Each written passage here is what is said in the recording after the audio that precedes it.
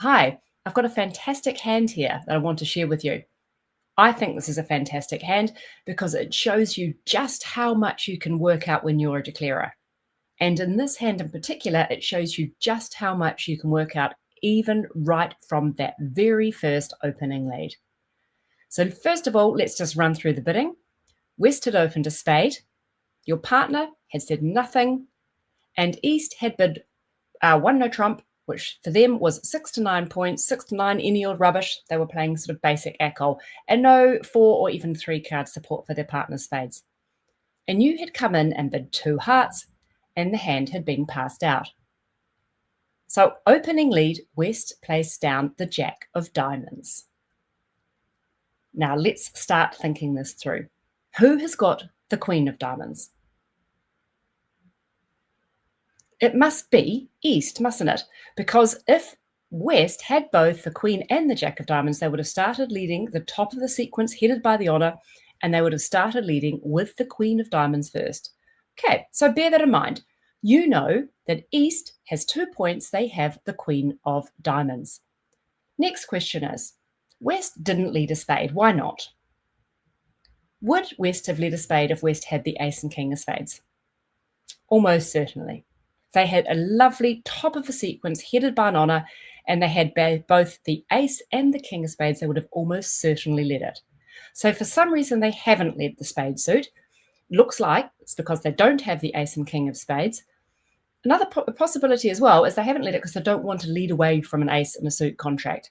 And they might not even want to lead away from a King in a suit contract because that is also a dangerous lead. So what you know now is that East has at least one of those honours because West didn't have both the Ace and the King. So you know that East has got either the Ace or the King of Spades. Okay, so you're adding that to a little note of everything that's going on in the East hand. What about the club holding? So I think you're probably getting the hang of this now. The club holding. West did not lead the Ace of Clubs. So West is very, very unlikely to have the Ace and the King of Clubs. So again, you can place East with one of those 2 top honours. So do the maths, try and figure out what's going on now in this East hand. And now we're coming to the big question. Who has the Queen of Hearts? It's really important with this hand to work out who has the Queen of Hearts because you need to work out how to play your trumps. Are you going to play up towards the King of Hearts and finesse the Jack? Are you just going to play out the Ace and King? Or are you going to finesse, play the Jack, and then play low from the dummy hand and try and finesse the Queen of Hearts that way around? So can you work out who's got the Queen of Hearts? So going back again, East has got the Queen of Diamonds. East has got one of the top spades. East has got one of the top clubs. So the minimum number of points you're putting East with right now is 6 points for the 2 kings and the Queen of Diamonds. That's 8 points. East cannot have the Queen of Hearts because that would be 10 points and then they would not have bid 1 no trump. So you know, just by taking that time at the beginning when you're thinking about the hand, if you take this time, you're going to be able to work some really cool things out. You know now that West is marked, pretty much marked with that Queen of Hearts. So you're going to play the trump holding in such a way to play it to capture the Queen of Hearts with the West hand. Away we go.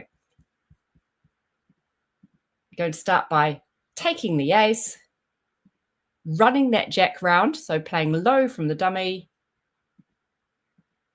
up to the King. You've got to get back to your hand now, come back with a diamond, and slap down your Ace, and you've captured that Queen of Hearts. Isn't that cool? I love this hand because it just shows you just how much you can work out right from the opening lead. So take time when you're declarer, take time and think about all those clues. It really is a jigsaw puzzle. Take time to figure it all out and you'll be amazed sometimes at what you can achieve.